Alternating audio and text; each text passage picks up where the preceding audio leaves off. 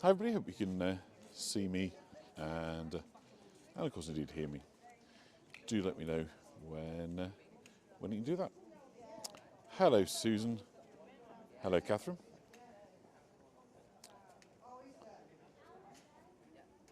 Hi Tish, I'm glad you're here joining me here in York after a somewhat traumatic journey last night with an electrical fault in the car. But there we go. Hello Ronnie Lane, hello Tish, hello Susan, hello Catherine. Thank you all for joining me. Apologies about the hour for those that are stateside, but obviously these events are pretty much designed for obviously family friendly and the like over here. So yeah, it's not perfect, but hopefully we can do our best to entertain those that are on. And yes, having car trouble, Tish. So that was sort of characterised yesterday. So I think we'll get going because it's almost 2 o'clock and there's nobody here, which is kind of nice. Now the other problem, or the other challenge for today is these sculptures have been out since about 8 o'clock this morning, and it is not especially cold. So we do have the challenge of dripping and of course little hot hands of our little friends that I've been visiting today. So here's the first. So this is by Icebox, creating dynamic and innovative stuff with ice. So they clearly are the modelers here in York. And it looks like we have 3 jewelled rings, probably diamond rings. I'm not quite sure in a particular association with Middleton's Hotel, which we're outside of. I'll show you just in a moment. But they are very resplendent. And of course, as I say, at 8 o'clock this morning, I'm sure they had very fine peaks, but many hot hands, and of course this rather kind of temperate climate does kind of suggest that they're not perhaps as they might have been, but nonetheless they are still looking fabulous. So it's going to be a bit of a challenge. Is the Ice Festival in February? It used to be in December, a pre-Christmas thing, but I know at the time it was kind of felt to be kind of the city centre was kind of busy enough. And it was perhaps, biggest diamond I've ever seen. The Kohinoor diamond, not quite sure how big that is, and the one that we've got on the Royal Sceptre for the Crown of England, but probably not as big as that. But they'd fit on T-Rex's figure. They would indeed. I don't know what fitting they would be in the alphabet, but sort of triple Z fitting, or something along those lines for those that are familiar with the ring sizes. So I think we'll kind of move on, because as I say, the temperature today is not in our favour. But we're going to do our very, very best to bring you what we can. So pressing Middleton's Hotel there, Lady Anne, the benefactor, is proud there on the building. We're on Skeldergate, the Viking Street, the Shield Makers, and I do appear to have a little bit of spot of kind of gimbal problem today. It's a little bit wonky. It probably needs calibrating, but I couldn't find the app on this phone. So if you are getting a slightly wonky perspective, I do apologise for that. And we'll do our very, very best to kind of correct as we go. So I hope you're all well. So you're here in York today, and this is the York Ice Festival. We're heading our way down over across to the next sculpture, and I'm not planning to shine on John.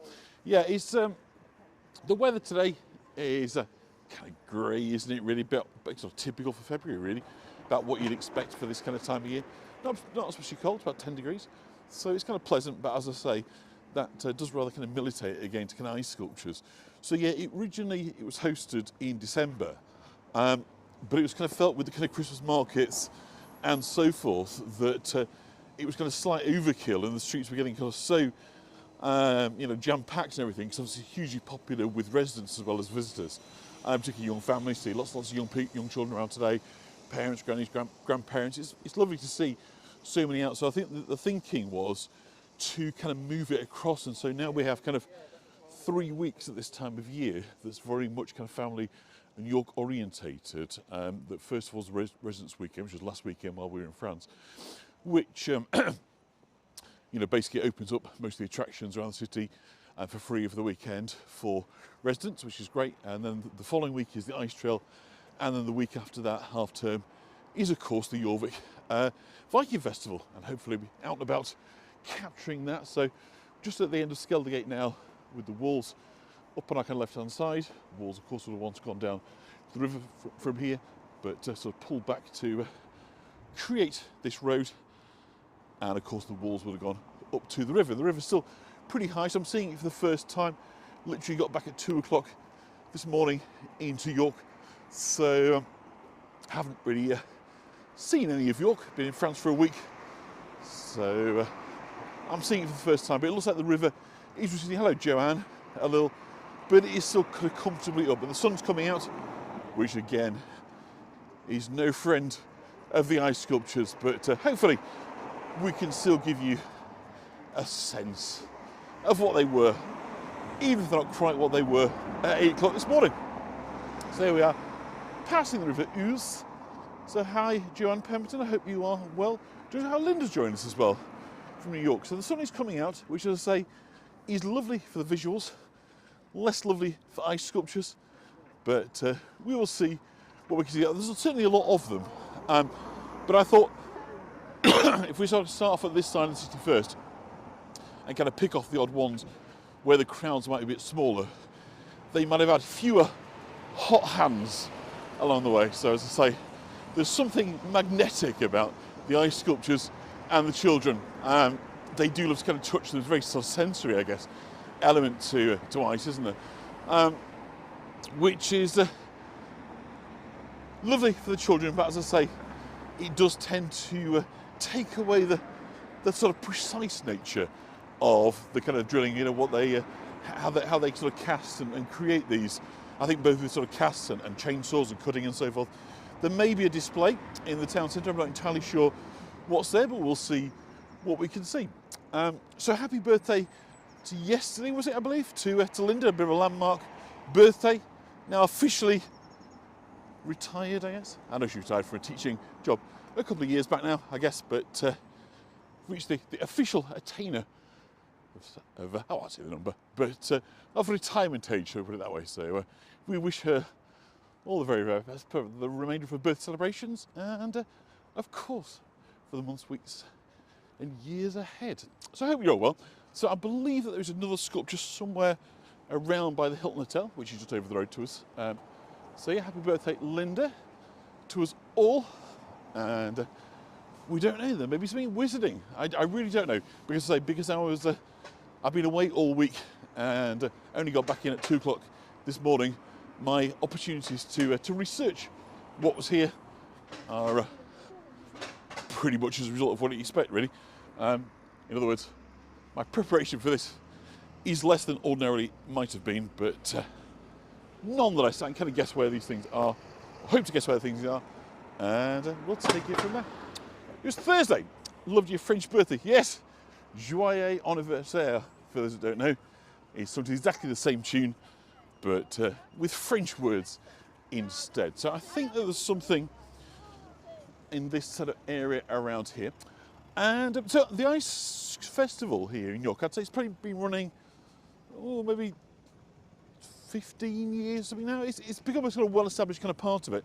And, you know, it's perhaps sort of fairly popular thing. Amsterdam, of course, got fabulous sort of ice sculptures. But I'd say these, perhaps other countries, a bit more able to provide the weather that is going to keep these sculptures in kind of fine fettle at this time of the year. So I think maybe a little rethink, maybe sort of pre-Christmas.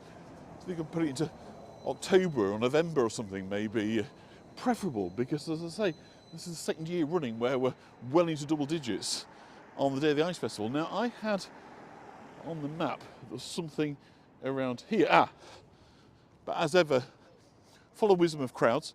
If you can kind of see a bunch of people, chances are that's where it is. So just passing Clifford's Tower, which is looking all rather lovely. So this time next week, there'll be Vikings in and around these parts, and of course culminating in the march and the battle scene. So I'll try and be there to capture all of that for you. That'll be a week 2, so it's the end of it's the last kind of weekend. So it'll be not this weekend, the next weekend will be the march. So there's clearly a sculpture down here because there is a heck of a lot of people, and we're about to find out what it is that they're having a good look at. So again, we'll try our best to be sensitive, not film people that want to be filmed, and use the famous brass neck of a guide to try and get you somewhere near the front so we can have a look and see what it is that is being portrayed. So immediately we see some little hot hands, but it looks like we have some kind of animal, a tiger, a bear, a wolf, I'm thinking. And I can bring you in clear here and give you a little bit of zoom on that. You can probably see the drips as they cascade. So yeah, what we're thinking, he's got sort of reached back. He's looking very, very powerful. So I don't think that it's a tiger. Could be a lion, I suppose, but he's definitely got very, very powerful paws there. You wouldn't want to be a small furry thing captured between those two. A corgi, I think not. I don't think so. He certainly looks very poised, and he's sort of facially, he's definitely got like a tigerish look, but also almost like it's a Chinese dragon, but maybe what do you call those things that are a chimera, with a front part of one animal and another part of another. Who knows? But I'll just move out of the way because I don't want to sort of capture. There's no actual information on these things in particular, so I'll just come in close while there's nobody waiting to take their photos. But again, it's really sort of fantastic work. Huge claws. So I'll just come around this side now, and without being too indelicate, we'll have a look at the rear end, as you might say. Careful where we point our camera. But we've certainly got a resplendent kind of tail there, very powerful sort of backlight. So York Bid, by the way, is the business improvement district. So his chin's dripping. He's rather drooling, isn't he? I think that's that's the kind of the problem that comes to us all with age. So as I say, no doubt at 8 o'clock this morning, he was a fine figure of youth, but now he's sort of moving into his dotage, as you might say. And so I think we'll have to excuse the odd drool that kind of comes with that. But nonetheless, it is rather lovely. And I don't know who it's advertising, because normally it's kind of clear. Obviously, it's outside this building, so I'm guessing it is something in relation to L'Osteria, Italian restaurant here in the bottom of Castlegate in York. But it's not entirely clear what the kind of link is there. But nonetheless, that's rather fun, isn't it? So let's have a look. Where are we next on my little list of places we can go? I'll just give you a lovely shot of York's bins there. I bet they give you a lovely warm glow. And actually, was there something here by York Animal Museum near Fairfax Hill? Spark. We'll tell you what, we'll have a walk over here. Maybe it's Romulus. It could be related to Romulus Remus, couldn't it? Ah, that's interesting, isn't it? It's an Italian restaurant. I get that now. I see where you're going with that. That's an interesting observation, Tish. Thank you. I'll hold on to that. I think that's certainly a better suggestion than anything I came up with. So yes, it could indeed, wouldn't it, be the wolf that raised Romulus and Remus, or maybe Romulus and Remus were there this morning, but they're not at a puddle now to remember them by. So who knows? But yeah, I think that's a salient guess. So I'm going to go with that, and we'll go that is a tribute related to the fact that it is maybe they are Roman from Rome, the people that founded that restaurant or operate that restaurant rather. So yeah, I think we'll go with that, and we will say it is indeed the wolf, the she-wolf, that raised the babies Romulus and Remus. Romulus, of course, went on to found the city of Rome. Remus, a bit like Abel, came to the sticky end. It befits brothers that vie for power.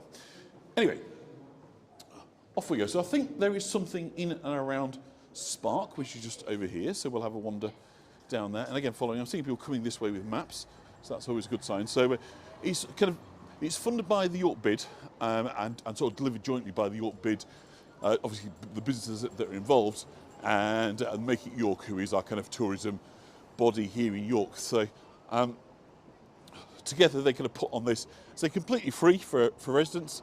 And again, I'm seeing people congregating over here, so I'm guessing this is the location outside Spark, which is it's kind of an incubator unit for kind of new businesses, kind of food businesses, creative markets, artisan creators and so forth. A lot of young businesses, young people involved, and not without controversy. Some people see it as a carbuncle, an eyesore that is outstayed its welcome. For others, it's again a really important part of York's sort of cultural, creative vibe. And let's see. There's a queue here for the ice trail, so I think maybe we'll skip that and perhaps sort of come on the way back, because I know there's kind of a lot up here. So we'll head up into Parliament Street, which is where the bulk of these Spartacus, says Susan. So we are keeping the Roman theme going.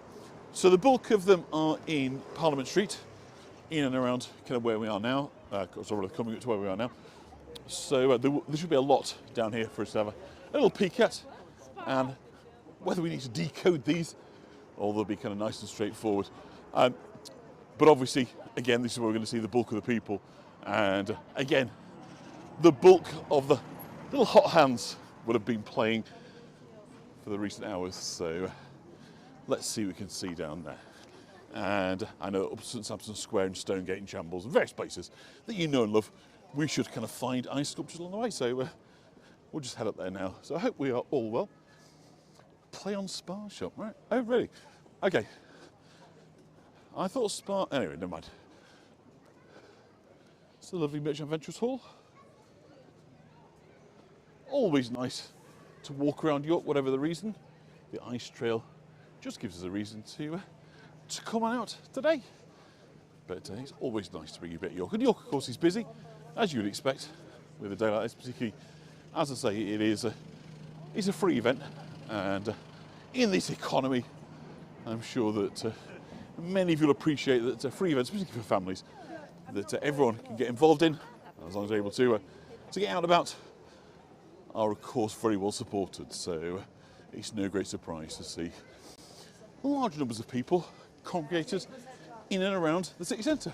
And of course that's the idea as well, in terms of giving traders a boost, because obviously, you know, Christmas is an incredibly important period in building a bit of a kind of war chest to keep you going through these quieter months. So things like Jorvik and the Residents' Festival, the Ice Fair, the ice Trail are really kind of important in enabling city centre traders to do well. So hopefully the people out and about today will be buying ice creams and coffees and snacks and buns and various things to get the tills going, and it'll be a benefit to everybody. Free entertainment and economic benefit as well. So that's really what this thing's all about. So we'll cross over now, and I say I'm not entirely sure what is here or where they are, but I'm sure we'll find them.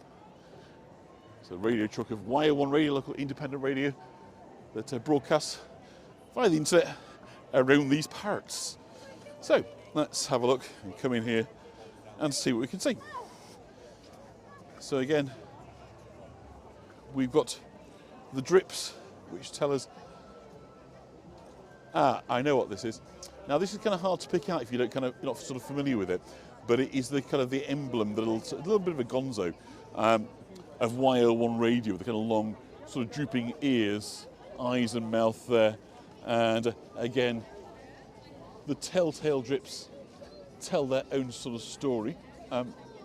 Very, very cute little figure, and of course it has beautiful light all the way through, so try and get us around that, and then we'll be out of the way, because obviously we've got people wanting to take pictures and so forth, and there's plenty more of these to pick out. So nice tractor in the middle ground. So I don't know exactly where they are, but we will pick up. It's a very sort of friendly, yeah, but it's just that kind of logo really. Here we are. So RSPB, so we've got the Royal Society for the Protection of Birds, a very worthy while. Oh, that's lovely, look at that. We've got a puffin over here, so again, we'll just try and keep a little distance to allow people to come forward, not get in their photographs, and at the same time just try and give us a little bit of zoom from here. So we've got a kind of the distinctive orange beak within the, only seen from this side. So puffins, of course, are a cliff-top bird. There's very many of them in on kind of coastal areas, but as with so many of the birds, they find their natural habitats are disturbed both by human development and, of course, the climate, which can... so I'm just going to come round the outside of this store and sort of come in the other side, and hopefully we'll get you. So yeah, up at Bempton Cliffs, over near Filey, there is a resident community of puffins. But like so many indigenous varieties, they are struggling to adapt. Huffing and puffing. I hope I'm not huffing and puffing, Tish. I hope that's not coming across in the vibe. But again, oh yeah, Bempton Cliffs. So yeah, that's somewhere that at some point I'm going to kind of take us, Bempton, and we'll kind of try and get down there at a sort of sunset, because it is one of the sort of biggest bird sanctuaries in Yorkshire. I'm not quite sure about the kind of 5G there, but I think it's a 4G down there. I believe it has improved, and so we can see. So again, I'd imagine that earlier today, what now is sort of gentle indentations, would have been a kind of much better presentation of the kind of plumage there, the wings and so forth. But yes, remind me, we'll try and find out whether Bempton Cliffs has got what it takes to host a tour. So RSPB, the Royal Society for the Protection of Birds. So very nice. And that's new this year. I don't think we've seen RSPB take part in this before. So it's always good to see that there are new participants and sponsors, because obviously this trail is completely dependent upon businesses choosing to get involved and sponsor and so forth. So we thank, of course, every single one of those for their willingness to get involved and put on this great show for the people of York. And so I wish I brought some water with me today, but I say we're not getting in until 2 o'clock this morning. I feel a bit sort of all at sea, as you might say. Oh, so I think there's actually some live ice carving going on over here. So we will try and say hello, Cheryl. We'll try and see what it is that is going on. So whether this is artisans or people, this is people having a go themselves, it would seem, at carving. So just come over here. I believe it's been a polar bear that people have tried to do, and there's a pretty good efforts over here. I don't know if these have been done by professionals or people having a go for the first time, but they are certainly the chap from Icebox, so the company, I believe, that creates these sculptures. Well, everyone has created them. Everyone's been creating them, so is everyone get involved, everyone have a go. And is ice difficult to work with? No. It's actually easy. Yeah. Easier than wood. Easy, so easier than wood to use? Yeah? Could you come forward? Just go on the mic for a second. Oh my God, why? Yeah, you just had that look of a man that was bursting to be on YouTube. I don't know what it is. You can just spot them. You know, if you do this a while, you spot the people and you go, there's a YouTube man if I ever saw one. There you go. So tell us a bit about this. Are people having a go themselves today, is that right? Yes, that's right. They're having fun, basically. And you can see by the shapes and results that some So are better, abstract. some are worse. Yes. Yes, I do, ma'am. And Just one. so what tools are we working with then to... Chisels, just chisels? Wooden chisels, yes. So as if you were just hammering at wood then, really? Yes, yes. And do you have to be pretty careful? Does the ice shatter, or...? Well, it depends. If you hit too hard, it will shatter. But Yeah. most of the time, and especially because people don't have too much, how do you go? They're not very confident, so go easy on it. Yes, they tap. Yes, so it makes it actually easier. Yeah, that's probably not a bad thing then, is Yeah, it? exactly. Tap to get a sledgehammer to it. Of course. So we're not being on chainsaws today. Is that lesson 2, is it? Well, no, not for the common person. No, definitely not. No. But we do have a professional carver. Yeah. Right in the center of the main square. Yeah, here. we'll go up to... He was actually using the chainsaw, and Yeah. he's actually good at it. Fabulous. I mean, we've had people juggling chainsaws in York. You know, Oh, we've seen it all over the years. You know, but so how might you get started? I guess. I mean, it's obviously very difficult to come across a big chunk of ice. So Yeah, how do I start to get started doing it? we have a starter picture, basically. Yeah. That we. Where do we actually have one? Stay there. Yeah. I'll grab it for you. They are pretty impressive, aren't they? I mean, certainly this one. Oh, I see. So we have. Ah, That's one side of it. Now I'll give you. yeah. The other side's a bit easier, isn't it? Yes. Yeah. I think we'll focus. So basically, you have a visual clue Yeah. of what you need or what you want, and then you play along. So we've got Intertags here. We've got TikTok and Facebook and indeed X or Twitter, as the oldies call it. Yeah. Oh, yes. So if you want to get involved We and have- have a look what Icebox are up to, Icebox Design. Yep, perfect. Thank you so much for your time. Not a problem. Absolute Thank pleasure. you, Thank sir. you. Have Bye a bye. good- So there we go. Spoken to True Professional. And there's some folks over here that I'll spare their bush while not filming their faces, but they're making a pretty good fist of this. The nerves are kicking. Don't worry, you're just live on the internet. So yeah, just do exactly as you were. Just as you were. Yeah, you're doing great. Ears keep on melting. Do they? Well, that's probably global warming for you, isn't it? But fantastic. I'm going to leave you to it because I don't want to see that chisel end up somewhere. This gentleman's hands are very close to that. So I'm going to say good luck with you. It's looking fantastic. As ever in York, one of the kind of real pleasures is if you ask nicely or you look kind of, what's the word? Slightly pushy, I guess is the word. Then you will usually get people to come on camera. So we've got like an ice angel printer here. It's certainly not made of ice. I think it's made of some kind of fiberglass. But has anybody done a snow angel? So hands up, give me a little heads up if you've ever done that, laid down in the snow and created an angel. If so, this is for you. And tell me, did it end up looking at all like that? Or hopefully none of that yellow snow when you're doing your ice angel. So let's walk on and say, oh, look at what we've got here. So trains, National Railway Museum. Of course, York, city of trains. Been involved with the development of the railways since the 1830s. And the National Railway Museum is located here. So fabulous to see that we have the Railway Museum represented. We'll come around the back and give you sort of a 360 of this. Try and keep out people's pictures. It's the Railway Museum, obviously, in reverse there. And we've got a glorious kind of steam engine there, great billowing clouds of smoke coming out of the top. He was a brave man, was he, holding that chisel? And we've got the locomotive. There's a locomotive, steam engine, coal-powered, of course. So basically, powered by steam and pistons.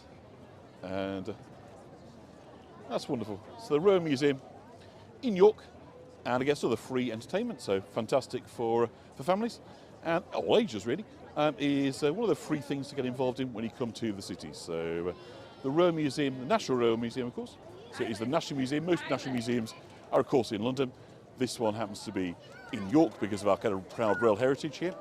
And so if you're here or planning to come here, that is one of the things that you can enjoy for nothing.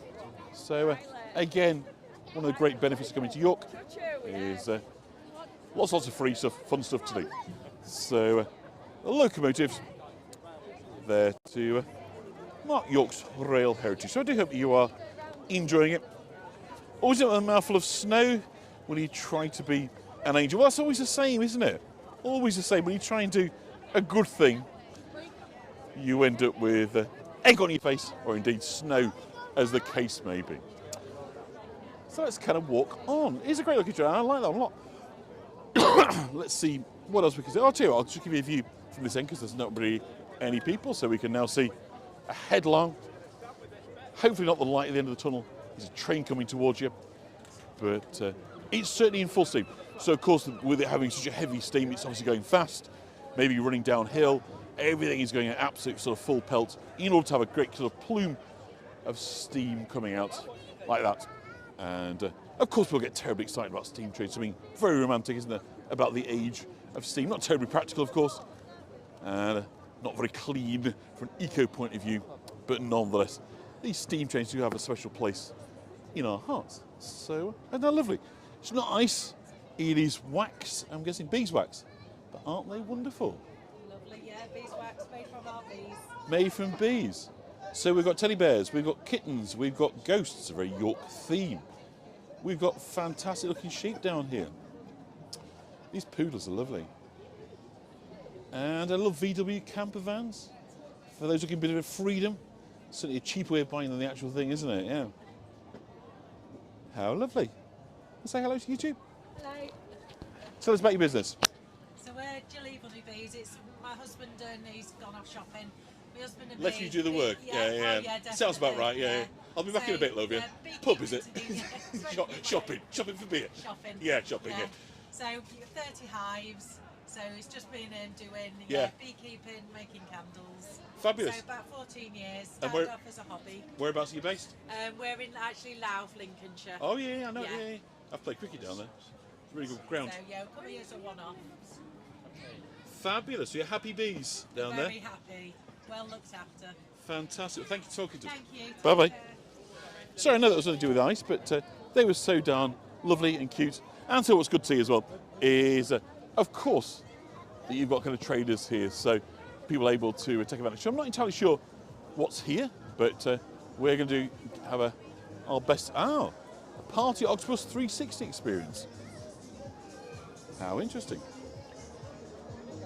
So, for those that are probably aware, I also produce 360 content, so wasn't aware of this, and I don't know if we can. So long queue to get in. So, oh, I see. So we've got a dress-up snowman in there. We've got disco music and so forth. It's Ice Trail Party vibes.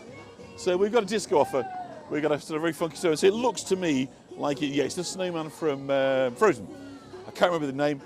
If any Disney aficionados want to come in on that and say what the name of the snowman is from Frozen, I just can't remember. But again, new for this year. So I think it's taking 360 photographs inside. So that's the experience. So again, sort of thematically linked to the Ice Festival. So it's nice. Olaf, thank you so much. Olaf, of course, saint of the Vikings. Look into now then, here we are. So we've got we just mentioned Disney. We've got a somewhat Disney-esque castle over here. So again, using some of the sharpest elbows in Yorkshire, we'll try and get you a view here right at the front. So we've got a carver. Now we'll soon see if it's the same chap that we spoke to a couple of years ago on one of these tours. Yes, I believe it is a chap with a beard. So you can see here, I'll try and give us a kind of close-up. We can actually see what he's doing there. So he's using, I think it's more of a multi-saw. Yes, a multi-tool saw. So a vibrating saw rather than a chainsaw. But he's probably just trying to fight the ravages of the warm air. Thankfully, a lot of few kind of hot hands on this one. So we kind of come around this side as well, so we can give you. Oops, sorry about that. It's because I'm on Zoom. I'll probably give you motion sickness. So apologies about that. That's the problem with Zoom. Is if you don't come off it on time, when you swoop round, it does become. So I'll give you another view from over here. So yeah, if you remember, I think it's still on YouTube. So it's definitely still on YouTube somewhere. But as ever, the older videos can disappear down several pages. But we chatted to this guy and talked about the ice trail. So I think that was 2 or 3 years ago. It's funny how time goes, isn't it? Is that Sandy Denny? Where does the time go? I can't remember that song. Lovely song. Who knows where the time goes? There's a song for us all. If you haven't heard it, it's very lovely.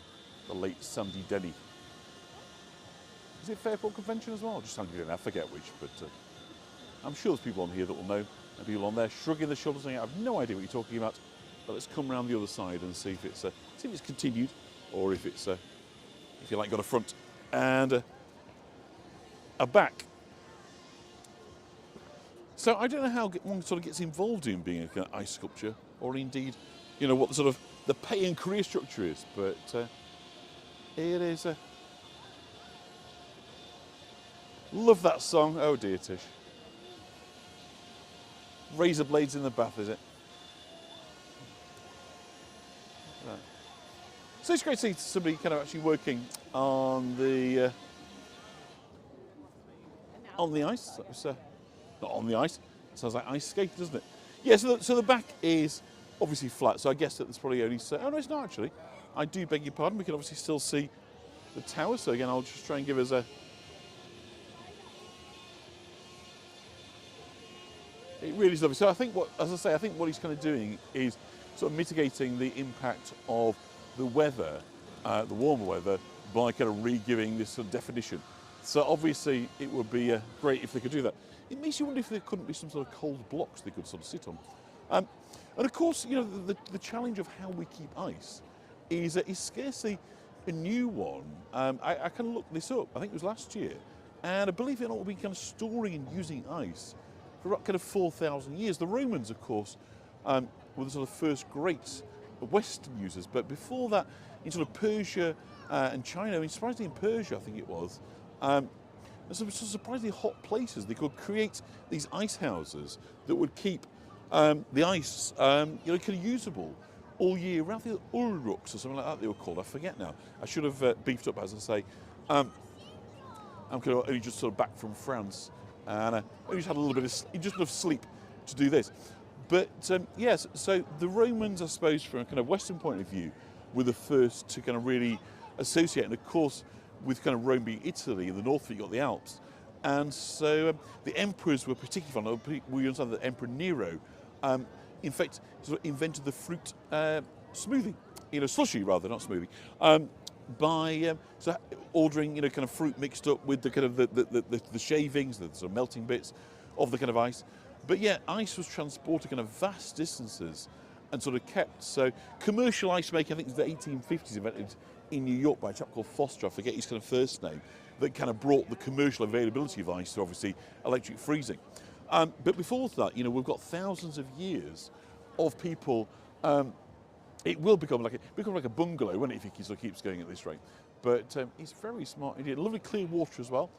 And something like the oxygenation of the water, isn't it? That if you use distilled water, I believe you get lovely clear ice rather than the kind of typical cloud that you get when you kind of freeze tap water. So it's obvious they're using distilled water because everything on here is indeed beautiful and clear. So that is a sterling job. Well done. And he's back with his multi-tool now. There he is. So we'll try and capture a bit of action. We're completely at the wrong angle. But he's using, he's got a drill bit. He's got a masonry drill bit on there. A masonry drill bit. A masonry drill bit using. A masonry drill bit. Especially for ice.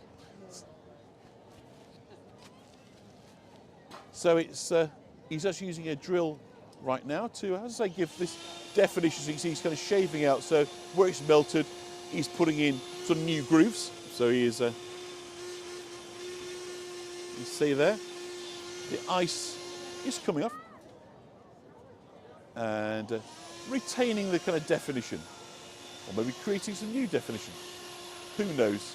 But fabulous to see an artist at work. So I do hope that you're enjoying that. So I think that we've probably done most of them in this area. So I think we'll have a little walk around the corner and try and get off zoom, and we'll see what else we can see, because there are certain to be other ice sculptures around. It's a case of finding where they are. I know there's some down Stonegate and Church. I think there might be one down, is it Market Street? Anyway, we will follow the crowds and we'll do our very, very best. So I hope you're all doing well, enjoying this little trip around York with an ice theme. So yeah, so the interest in ice, of course, is twofold, isn't it? One is just how nice it is to have ice cubes in a hot day, but the second, of course, was it was a really important form of preservation. If we go back before refrigeration, ice was, or big blocks of ice, was the best form that we had, because sort of prior to the utilisation of ice, you've kind of got drying, you've got kind of salting, you've got pickling, but it is limited as to what you can do. Whereas ice, of course, allows us to keep flesh as flesh, so things are going to last an awful lot longer. So this, I believe, has been jointly funded, Isle of Fish and Ships, by the City Cruisers, so the boat operates up and down the Ouse, by the way, a little reminder of those. But we've got a pair of ruby slippers. I don't know if any of you saw the original ruby slippers. Apparently there's 2 pairs came for auction. I think it was last year, and they raised about $6 million. I thought, my God, if I was an Elon Musk, if I was rich, that would be the ultimate, wouldn't it? Having the original ruby slippers from the Raiders of Oz. So I'm not suggesting that these are they, but as we have a lady over here resplendent in all her garments, I'm not sure if Marlena is on today, but I know she's a great lover of all things related to the witches. So it's saying there's no place like home. So of course we all know we click our heels 3 times and that is enough to bring us home. So very much in the theme of Wicked those that have seen the film. And she's looking fantastic. So the fish and chips, is behind us, the fish and chip restaurant. And as I say, the cruiser, we've also got an engraving there of the Minster and a chocolate bar. So 2 elements, and of course up at the top we have the Yorkshire Rose, and just over there we've got rather historically inaccurate, but nonetheless representative image of a kind of Viping helmet. So good promotion. Well, that one, very good. So there we go. Let's go and see. I would imagine that the jewellers, just around here on Petergate will have one. They usually do. Berries the jewellers. But diamond rings, the kind of variety of things. Yeah, I mean, that's what it is. Good promotion, absolutely, Tish. I mean, that's the whole thing of the Ice Trail. You know, obviously it's promoting businesses, but also business putting a bit back, which is kind of fantastic. That they are investing in this kind of community event, and that hopefully, as a result of that, we'll do their shopping. They'll kind of remember these businesses and get involved in kind of supporting them. So let's see. So again, following the crowds, I don't know exactly where these places are. I'm just looking for clumps of people that appear to be stood near something for no obvious reason, and chances are behind them or in front of them, as the case may be, we're going to find a ice sculpture. So I'm guessing, don't know, but I'm guessing there's probably something in and around King Square. So we'll come down here and have a look, and then we'll perhaps go around the Shambles. So you've got street entertainers on, even if there's no ice sculptures. So it's kind of hard to tell now because we've got a great concentration of people, but they're watching street entertainers. It's not entirely clear. So we've got a chap who is Coffee culture, where's that? getting ready to do his juggling act. And these guys really are kind of expert in building a crowd, in marketing, going viral in person, as you might say. So I'll give you a view on him. He's building up for his show, so but it may well be another few minutes for it to get started. They are experts at building a crowd. Keep people waiting, and when they feel they've kind of maxed out the crowd that's available, then the show will actually start. But it's probably not too far away. But there you go. He's now reminding people that street entertainers can only exist, a bit like virtual guides, with the kind generosity of those that are going to take part. So that's what he's doing now. He's hoping that we'll see the tinkling of change and the quiet waft of notes falling into his basket. But I guess he probably takes cards as well these days, as indeed they all do.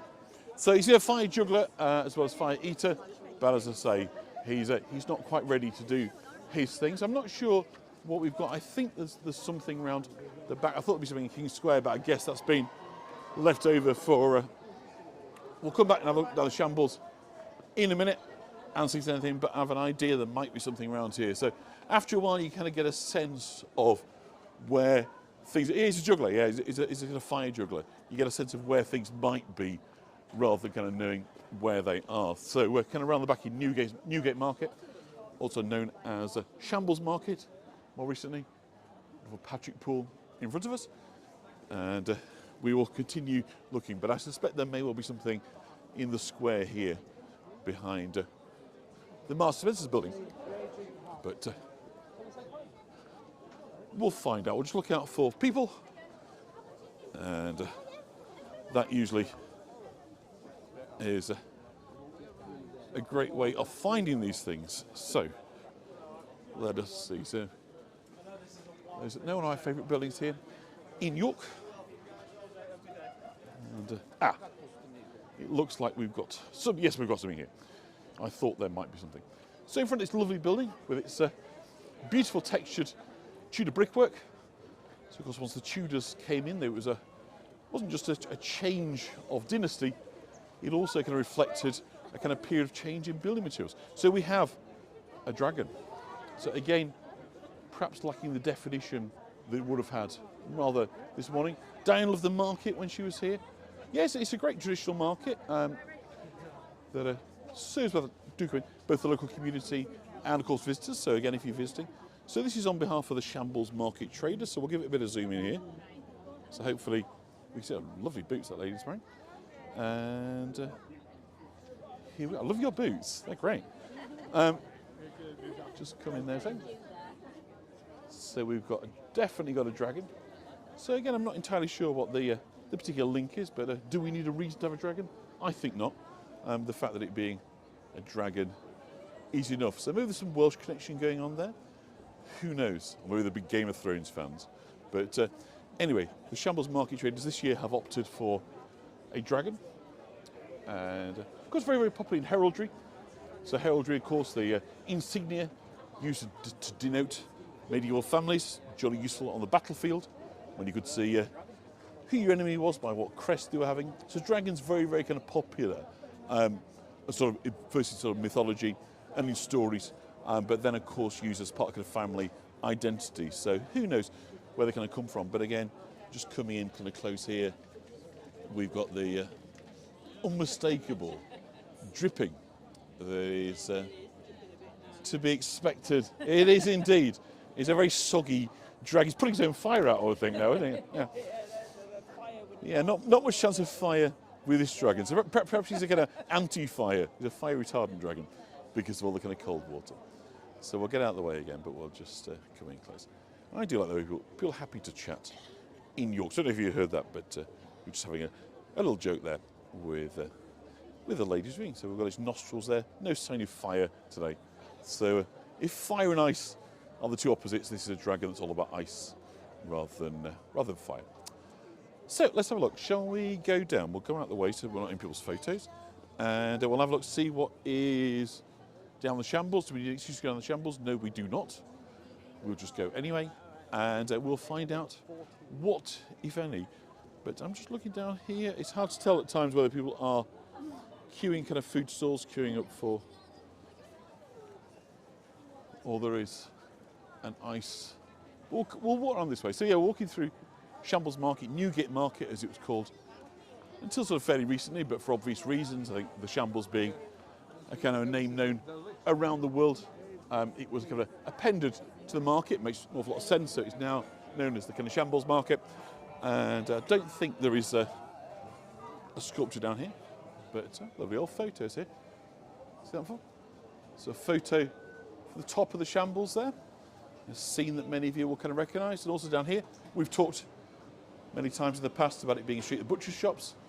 And the great thing about photography, of course, sort of coming in 1840s, 1850s, is we've got often images that capture the city very little changed, from the medieval period still existing, and particularly in the poorer parts of the city where there was a kind of lack of investment. But just coming in close here, we see the gentleman there. It's the hanging carcasses from outside the shop. So very much like a market stall. So you can only imagine quite what the Shambles would have been like. Again, another picture down here. The gentleman kind of sat down with great legs of beef. So and the children. So I'm guessing these pictures, children's aprons, the general look of it, they're mostly around kind of late Victorian, perhaps very early Edwardian, sort of turn of the century kind of pictures. So that's great. And so let's have a look. Let's have a wander into the Shambles, and we'll see if we've got any sculptures down there. I just genuinely don't know, but the fun is in finding out. Oh dear, I hope Iggy Pop is not going to... so Iggy Pop was just playing on the radio there, and as Ian and Natalie have discovered recently, even a little snatch of music can get you into all sorts of problems with YouTube if you're not careful. So let's hope, I'm sure Iggy Pop would not wish that upon us. So fingers crossed, we'll get away scot-free and not have to have a little silent bit of the video there. But if you hear me stop talking when you're watching this later, the reason for that is a snatch of music was playing in the background, and YouTube does not like that. It doesn't like that one bit. We can't be benefiting from other people's IP. So, round from the market into the Shambles, and we'll see what, if anything, is down here. If not, we'll go back up Petergate and have a look up there. But we rarely need an excuse to go down the Shambles, and as it was Linda's birthday this week, all the more reasons to give her that vicarious delight. While we can't be here in person, we can be here. And I'm glad Sue didn't hear anything. Well, that's a good song. The Passenger, but I'm glad it wasn't audible, because that, as I say, could create me the odd problem. So there are people here, but I suspect this is more in relation to the ghost shop, which as ever has a queue of visitors ready to get a sample its wares rather than ice sculpture, but we'll kind of find out. I can't see anything around here, so we'll just continue down and then we'll go up Collier Gate and see what any penguins looking. Yeah, and they'd be pretty appropriate, wouldn't they, kind of penguins? But I can't see anything as yet, but I can see, of course, the fabulous buildings of York Shambles, so it's no great hardship to wander down, even if we do end up empty-handed in terms of the ice sculptures. So onwards we'll go.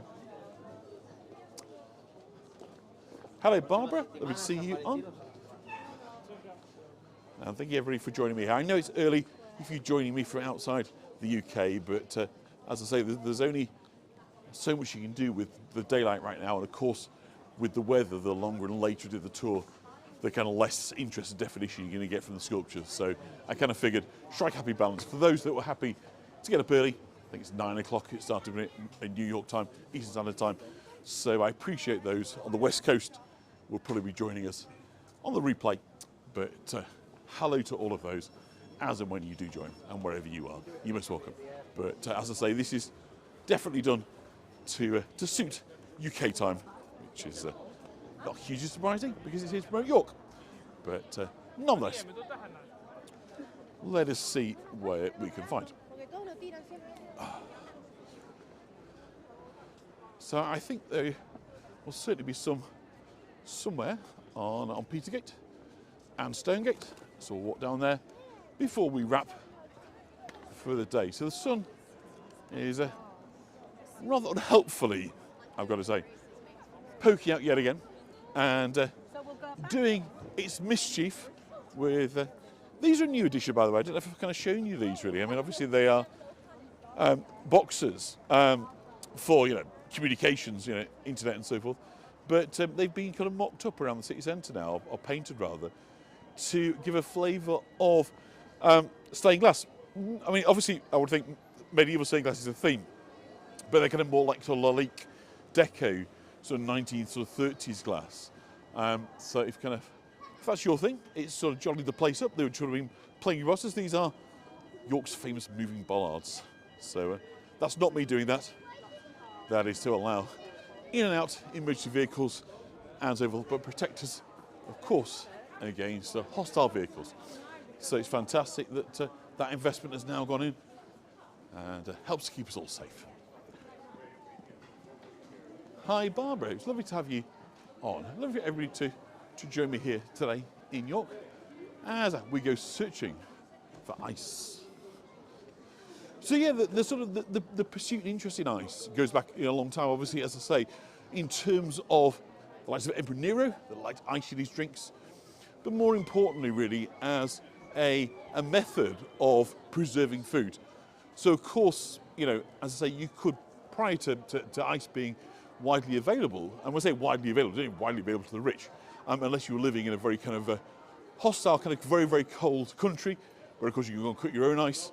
Actually having ice transported around countries, or indeed around the world, was incredibly expensive, so reserved for the super rich. But of course they built ice houses. The Romans, we have got a Roman ice house here in York, so structures that insulate. So thank you, Nathalie, it's very kind. That insulate and keep ice cold. And of course you've also got then a kind of clean, fresh water that's kind of coming off the ice as well. So that's another kind of bonus for you. So I think that we should find, oh gosh, I've lost the gimbal. But I'll just try and hold that there. Hang on one second, I'm just going to reset the gimbal because we can't do anything well.